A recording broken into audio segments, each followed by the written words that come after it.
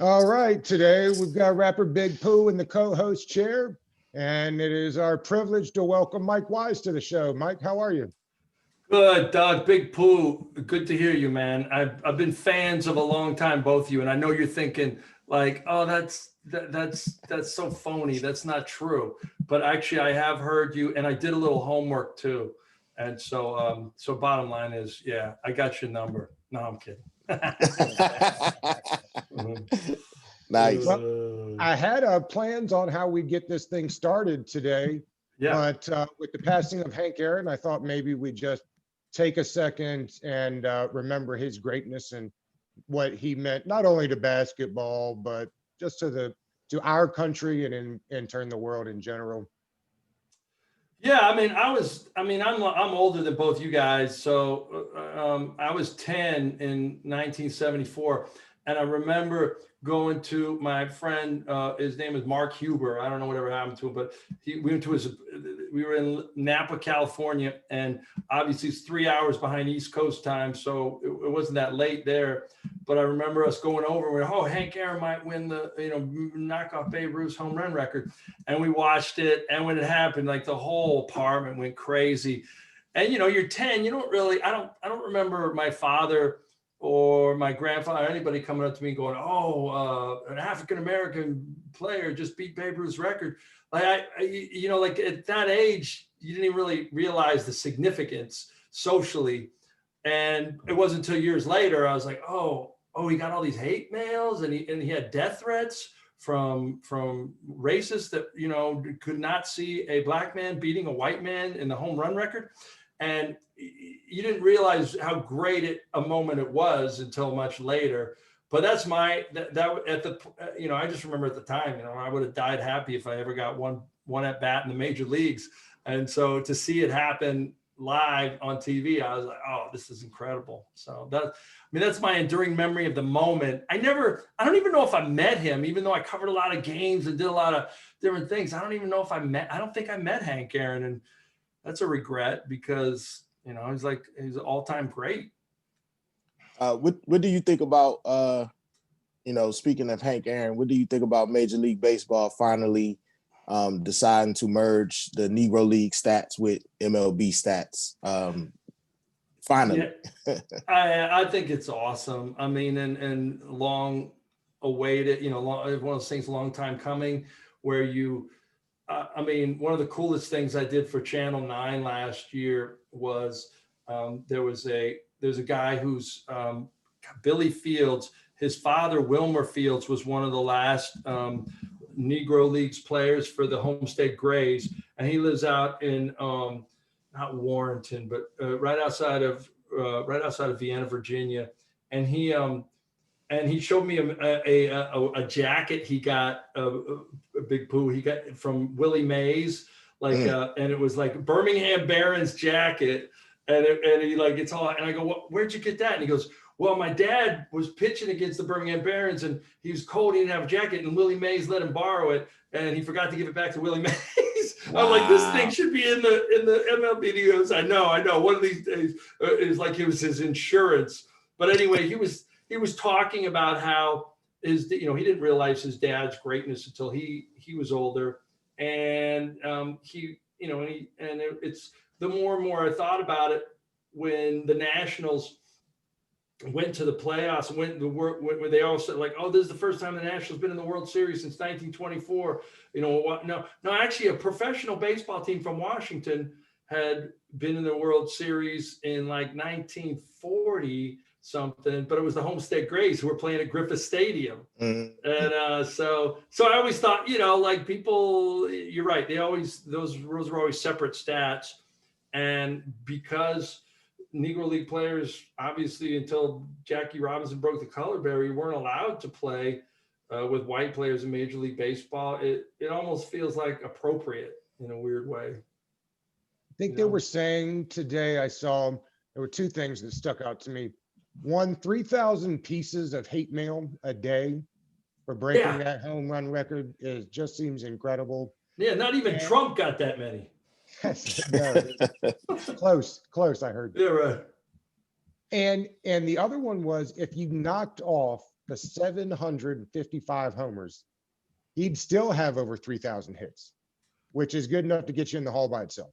No, it was crazy. The Ralph Wiley, the late great sports writer, he said something like he had 12,000 more miles on the base pass, like stolen bases than Stan Musial, like, which was just incredible, and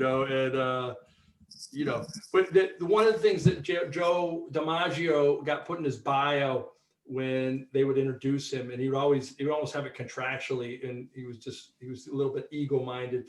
He was like, and now the greatest living ball player. And so that became a thing after that. Like, okay, Joe DiMaggio's dead. Who's the greatest living ball player? Well, I would argue that it was, it was Hank Aaron or Willie Mays. And now that Hank's gone, I mean, Willie Mays is all we got left in my estimation. And last thing on the great Hank Aaron, Yeah. What do you think his lasting, other than the home run record, what do you think his lasting legacy will be? I think Big Pooh, I think if I had to really think about it, was just the class and dignity to, everybody and their mom was killing Barry Bonds when he was like you, that's a fraud. And I don't think Hank Aaron actually believed that Barry Bonds did it naturally.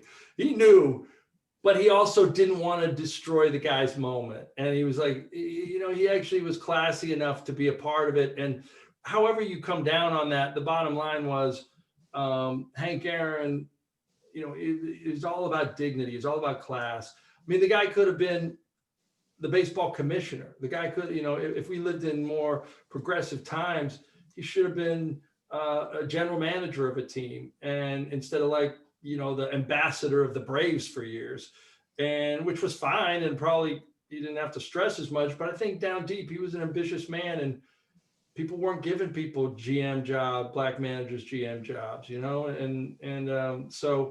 So I think that part probably bothered him, but he kept that underneath him, and he was just such an ambassador for the game, just class and dignity, man.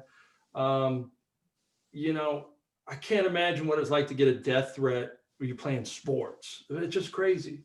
And to actually deal with that while you're trying to break the all-time home run record and have a career and help your team win, it's just it goes so beyond, like we talk about, like, oh, Tom Brady's the GOAT. Well, yeah, he is. He won more Super Bowls than any quarterback, and he's had clutch moments.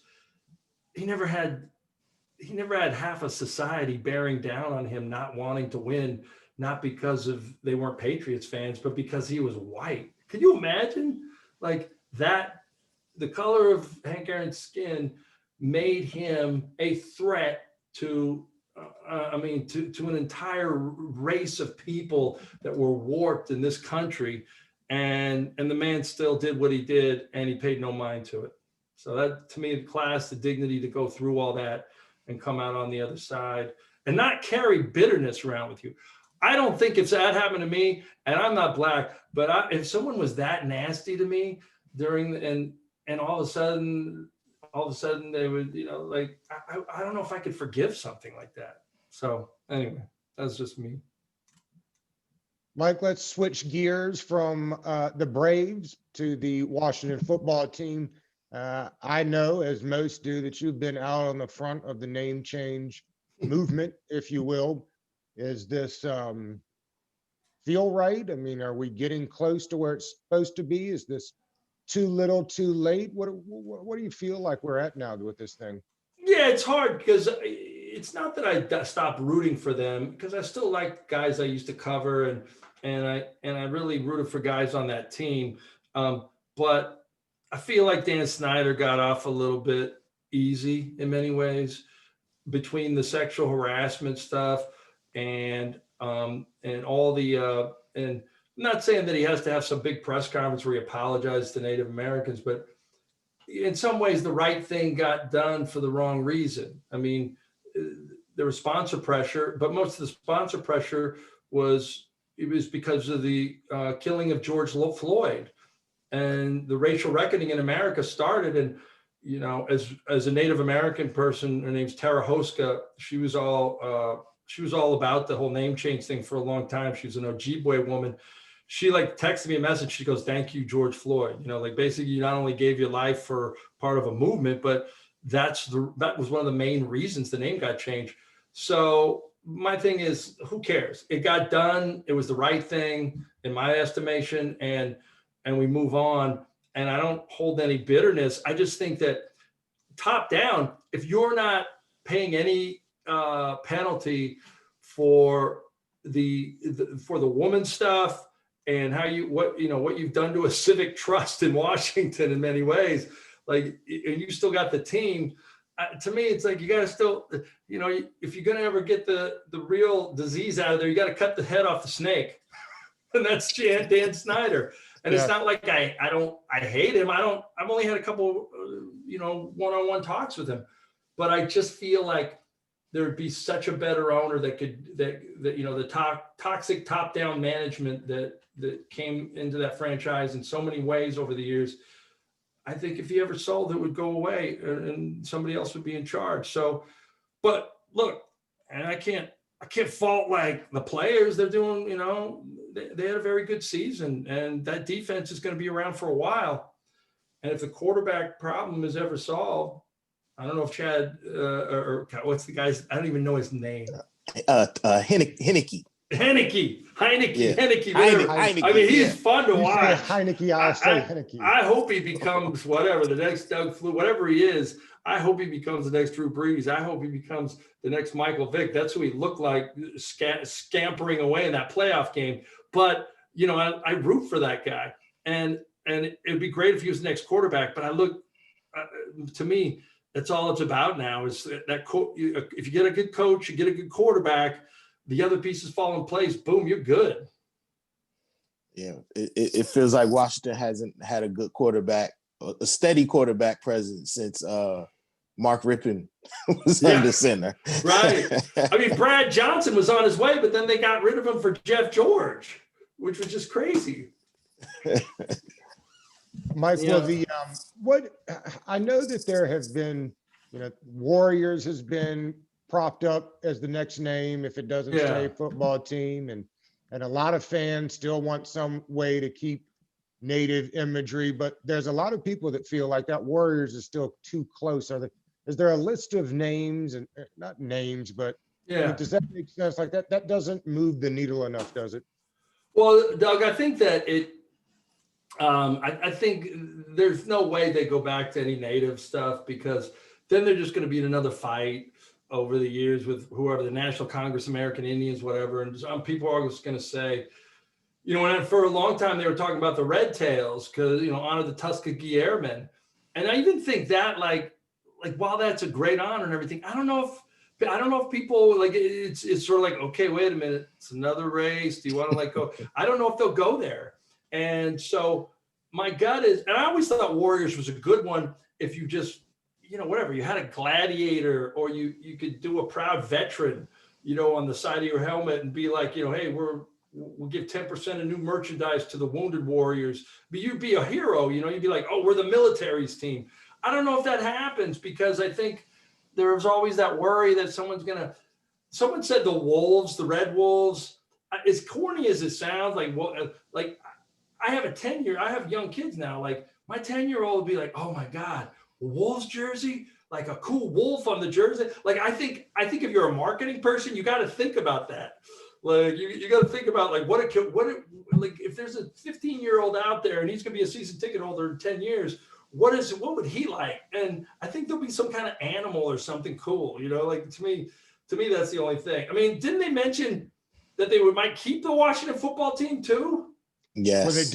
Well, definitely one more year. Jason Wright said, no doubt about this year, it will be Washington football team.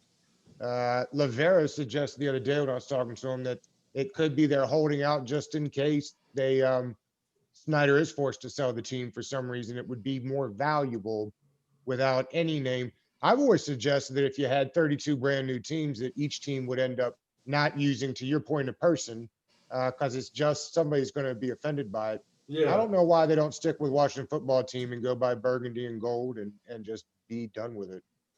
Yeah, I mean, I kind of like the the numbers on the helmet. It's like kind of like Alabama almost, and it just has a feel of it's classy. And now they got all these soccer teams, the Real Madrid or the Liverpool football team, whatever. I think some people like it, but I'm not ignorant to marketing concerns, and I just feel like they're good down deep. They're going, yeah, we got to get parents to buy their kids jerseys, and a Washington football team is okay, but I don't know. My gut is it's going to be Wolves or something like that, Red Wolves, whatever. It's something like that that'll grab people's attention. And I think you got to keep the colors, right? Because You have to keep the colors. Everybody's used to the colors. The only other one I could have saw was like if you call them the Washington Americans, and then you did a red, white, blue scheme. But then even then the Patriots would go crazy, and it would just be like somebody else's. I mean, like trying to tie America into the team, and then just you piss off the Cowboys to no end. Like, oh God, they're now saying they're America's team. But you're right, Big Pooh. Like, why? If you have anything left, it's you're the burgundy and gold. You're always that, and so it makes sense to keep the colors. What do you think about the new additions to the front office with Martin Mayhew coming in as GM and Herney? And can you speak to like kind of what happened like the past few days? The report was Herney was going to be the GM, and then it just switched to Martin Mayhew and Herney still having a top level position. Yeah, I don't know how that worked out. Like, I never know all the machination. I mean, I haven't been privy to the machinations there for a while in terms of how everything goes down. But forever, that franchise has been concerned with image, how something looks, and how are they like? I always say, like, you guys don't sell Super Bowl champions, you sell hope. And you can't sell hope, you have to sell results at some point. And so I think that what happened, my guess is, Martin Mayhew became like, oh, wait, we can be on the forefront of something. And what's Harney's deal? Like, was he upset about this? No, I don't think so. He's like the executive, vice president of player personnel, something like that. Like, it was interesting because earlier in the week they had said that it was going to be Herney, right? Even though they had interviewed Mayhew. That's a whole lot of M's to keep straight. They interviewed Right. Mayhew, and then at the last minute, it was Mayhew in as the general manager, and then Herney in as the VP. To your point, Pooh, of player personnel. And I guess what makes people upset is it eventually means the ouster of Kyle Smith, who everybody was super excited about and fearful of letting run out the building again. Right. And that will of course end up like Kyle Shanahan and Matt LaFleur, that. That's great. But no, you're right. Like, I mean, my gut is, I don't want to say the team became woke, but Martin Mayhew is a historic hiring, a black man. And the guy, Martin Mayhew, had paid his dues for many years. And this is a guy who deserves a position like this. And so people were saying, oh, Snyder just did it for the optics. And like, who cares if he did it for the optics or it was the right thing to do. And he seems like a very good candidate. So it's like, oh, people always, like, oh, they changed the name just because they got backed into a corner by sponsors. Well, okay, so what? It was the right thing to do. Like, Capone went to jail on tax charges. He was a mass murderer, but he still rotted in prison. Sometimes the right thing happens for the wrong reasons. And so I don't care whether it was, there was thought or whatever. Martin Mayhew got the job he deserved. And I'm sure, look, do you guys like Rivera? Do you think he's on the track to a good thing? I mean, are you mixed feelings about him? What's the take? I think he's on the right track. Okay. And I say that, we see Marty Schottenheimer come in here and have a 8-8 season and then turn around and get fired. So, Yeah. but I think the difference is that Ron Rivera seems to actually have control of the front office, as opposed to in, earlier years, the coach, Snyder normally had his person, whether it was Serrato or Bruce Allen, in place to really run the ship. This time is totally different. So, and Ron we trust is what they say, I guess. Ron, right. Ron we trust. Yeah, I think that's a big thing. Shanahan always, you remember when they, back in the Shanahan days, they'd be like, the adults are in charge. Like, no, you didn't have the power you said you did. And of course, when things went bad, Mike Shanahan was like, oh, no, that was Dan. That was Dan. So Shanahan was trying to wash his hands of everything. Oh, no, I didn't leave Robert out there too long. No, he convinced Dan he should be out there. Like, shut up, Shanny. It is amazing though that they went from wrinkled sunburned man. All right, sorry.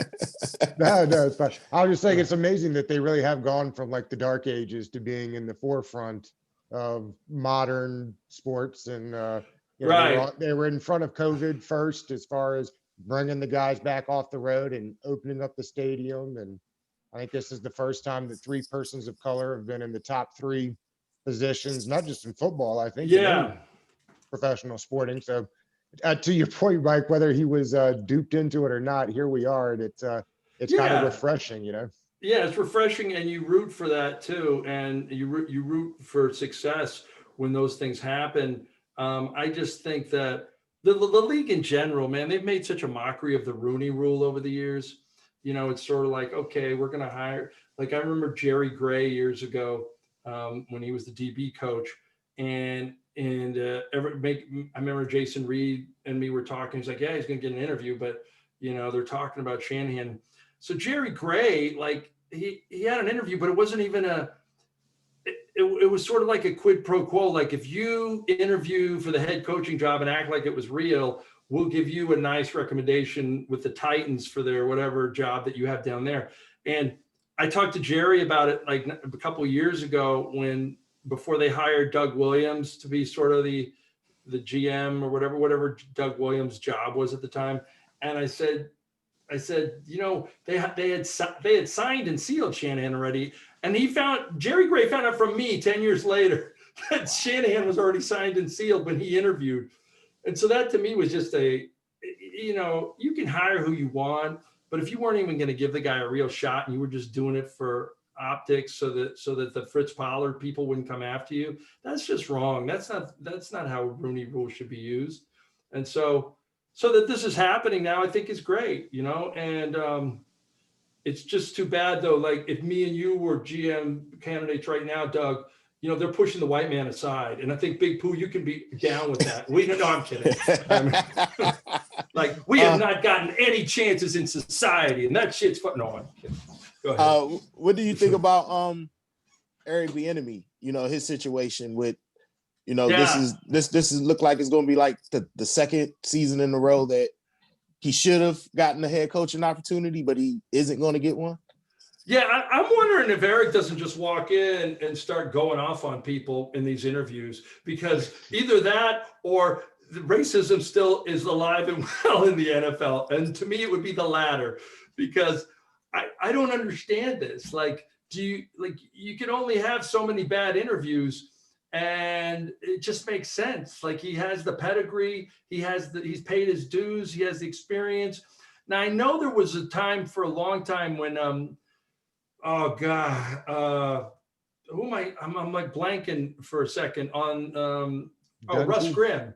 Russ Grimm for the longest time was thought to be a head coaching candidate, and the bottom line was Russ Grimm just didn't interview well, and for however he came across in those interviews, most owners did not want Russ Grimm to take over their team.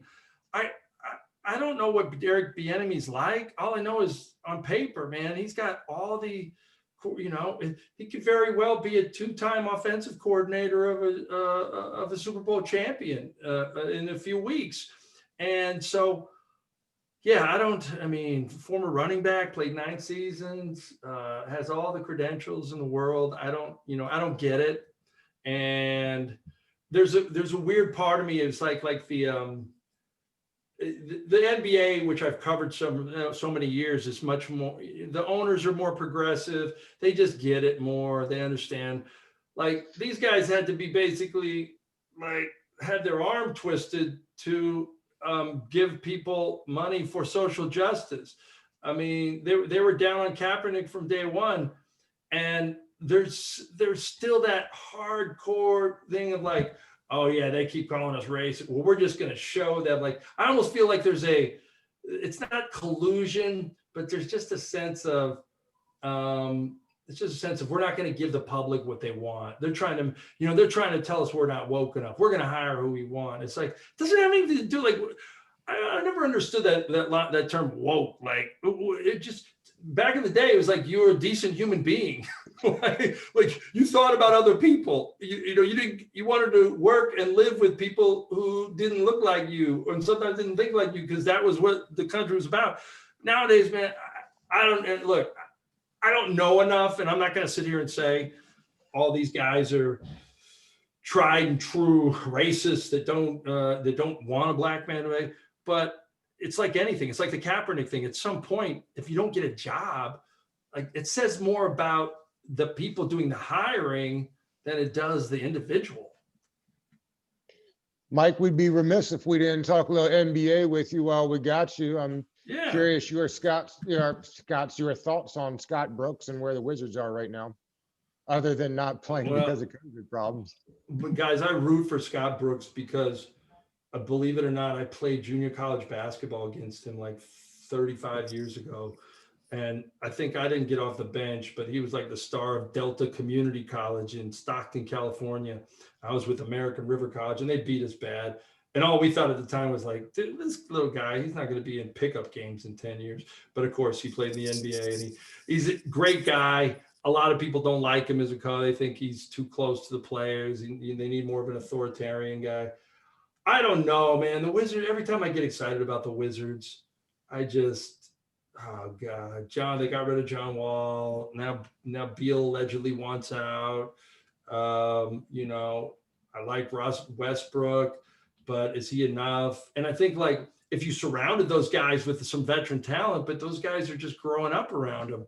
So I don't know. I almost wish I could go to sleep for 2 or 3 years, and the Wizards, woke up and they were in the second round. But it seems like I've been doing that for years. Every time I want them to be something, and they were so close. People forget how close they were to go into the conference finals. They're a game away, and they lose that game 7 to the Celtics. That was, shoot, guys, that's not even going to be 4 years in this April or May. And then all of a sudden, John Wall gets hurt. Everything goes downhill, and boom, we're back in the same boat again. I think Scott Brooks, unless they go into a real prolonged funk, is going to keep his job this year. I also think his relationship with Russell Westbrook is key. Like, if they hang in there and Russ is going to stay here for a while, I think Scott Brooks survives another year, whether you like it or not. His contract's up there. They'd have to give him at least a 1-year extension. Is that right? Yeah, but they won't give him a 1 year. So they'll give him 2. Give him 2. And Ted does this thing. Like Ted Leonsis, God bless him. Remember how long he held on to Ernie Grunfeld and George McPhee? Like I always say, Ernie doesn't. Ted Leonsis doesn't hire GMs and coaches sometimes. He hires Supreme Court justices. Like, they freaking got a lifetime appointment on his basketball team and his hockey team. And so it'd be interesting to see what happens. Because on one hand, like, you're not losing season ticket holders right now because nobody's going because of the pandemic. But when people start coming back to the games, which I think they will by next fall, you have to have something out there that makes people excited. And if Scott Brooks ain't making people excited, maybe right. He does miss out, but you won't put him on a 1-year extension. They'll put him on a 2-year, like a 1 year, 2-year deal. Second year's an option, team or something. It's because you don't want to have the players in your locker room thinking like this guy's, dead coach walking every night. because then they won't respect him. What do you think about the job that Patrick Ewing is doing down at Georgetown? Another man. I used to, Big Pooh, I know you're too young to remember this, but I used to cover the Knicks back in the day with the New York Times, and I saw some of Patrick's best years, and I just came to really like him as not only a player, but a guy. And so it's hard to watch Georgetown falter like they have. I think does he have 2 more years on his deal? I think it's 2. Is it 2? Yeah. So I think so. So I think because they paid a lot of money that they're probably going to stick with him at least 1 more. I just don't, I mean, if he doesn't get some special players in here and they don't stick around for at least 2 years, how do you sell the Georgetown family on that? I mean, in a weird way, because John Thompson Sr. has passed on and JT3's out of the mix, and like you don't have that. There's no Thompson loyalty anymore with the president. And so is Patrick become the last domino to fall in this, because a lot of people thought, well, okay, JT3's out. They just got John Thompson's other son, Patrick Ewing.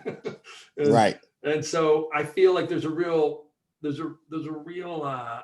resentment from the fan base. Like, okay, we got to move on from this. Look, the guy gave us the greatest memories of our life. We have to move on from this John Thompson world.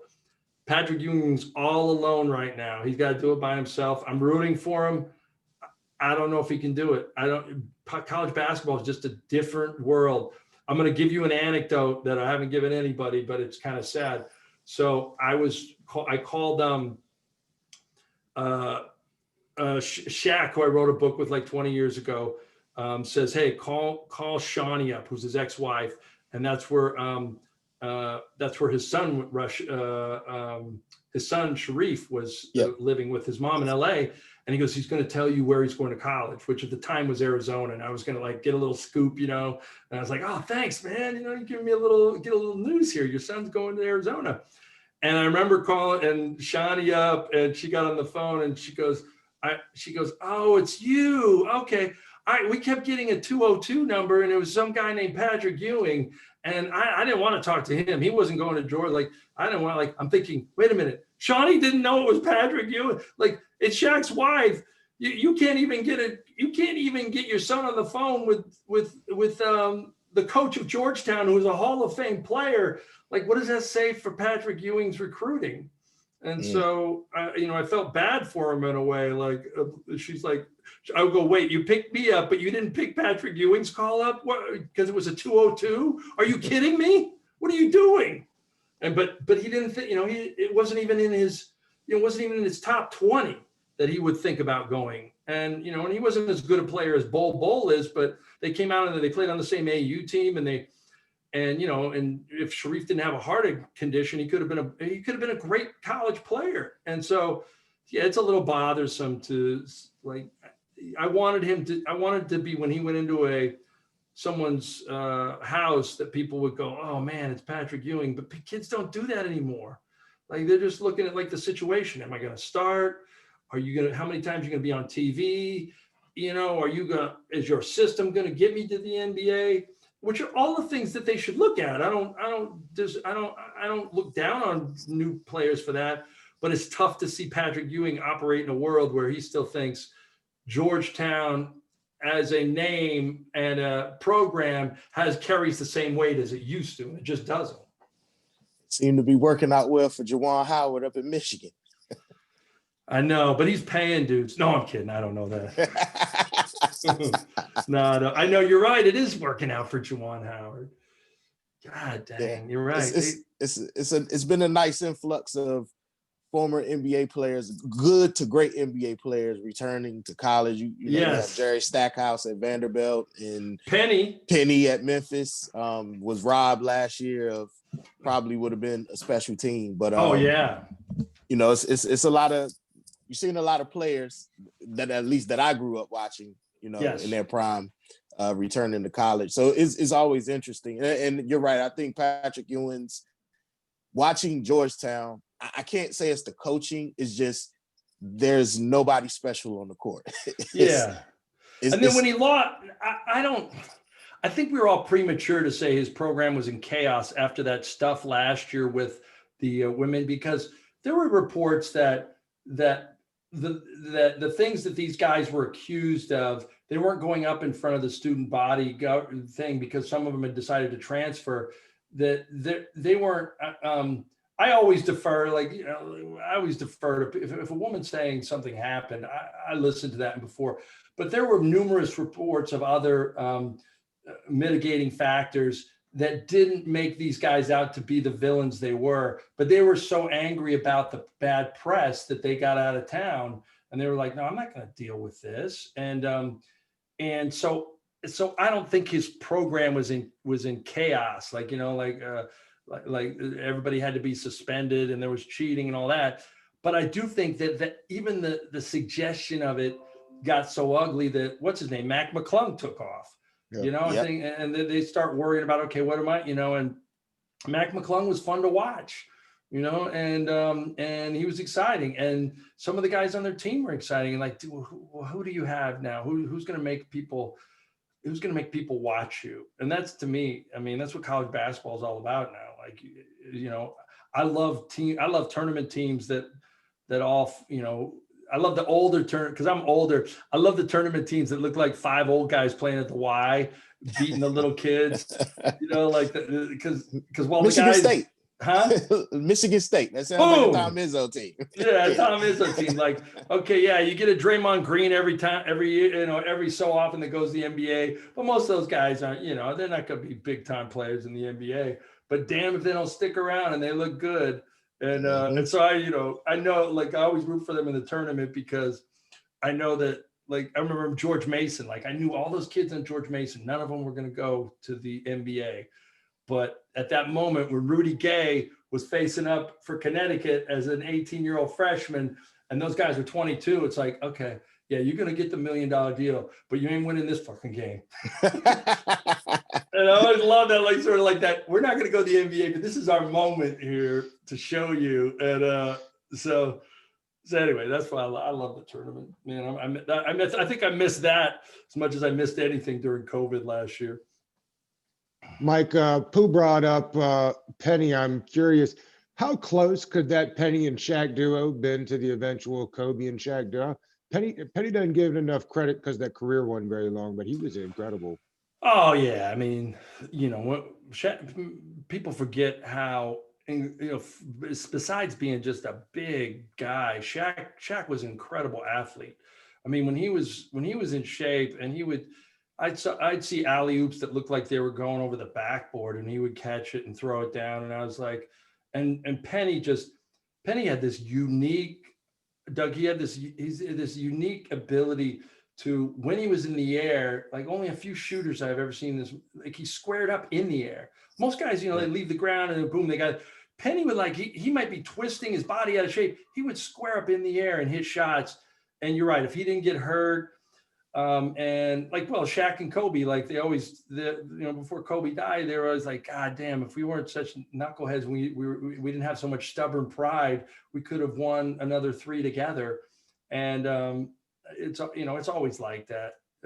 One of them had to go, but yeah, Kobe and Shaq. I mean, I thought Kobe and Shaq were going to be the next Magic Kareem, to be honest. And then Shaq got, you know, tired, and Orlando didn't offer him enough, and Jerry West is so smart, he did, and you know, and then, you know, things change. But this is good. You guys are bringing up a lot of good stuff, because I've been so focused on this darn inauguration, election, and all that craziness that I haven't delved enough into this stuff, and this is good. Gets my mind off all the crazy, all the societal craziness going on. Indeed. Speaking of societal craziness, what do you think are the NBA's chances of actually making it through the season with COVID running rampant right now throughout the league? Charles, did you guys see Charles Barkley the other night on TNT? He was like, you know, I know I'm going to take grief for this, but I think all the players should get it before anybody else. Oh yeah, You know, like, I'm thinking, yeah, some nurse that's taking care of some guy on a ventilator. Yeah, like the guy on the ventilator is going, is he kidding me? You know, but I think at some point when the vaccine becomes ready and regular, I mean, I think, like they're going to be one of the first people after the elderly and the frontline workers. And it's a major economy mover. My gut is, somebody else told me this too. And my gut, it said by the NBA finals, they could see people in the stands. By the NBA finals, people in the stands, and I think they'll get through the season.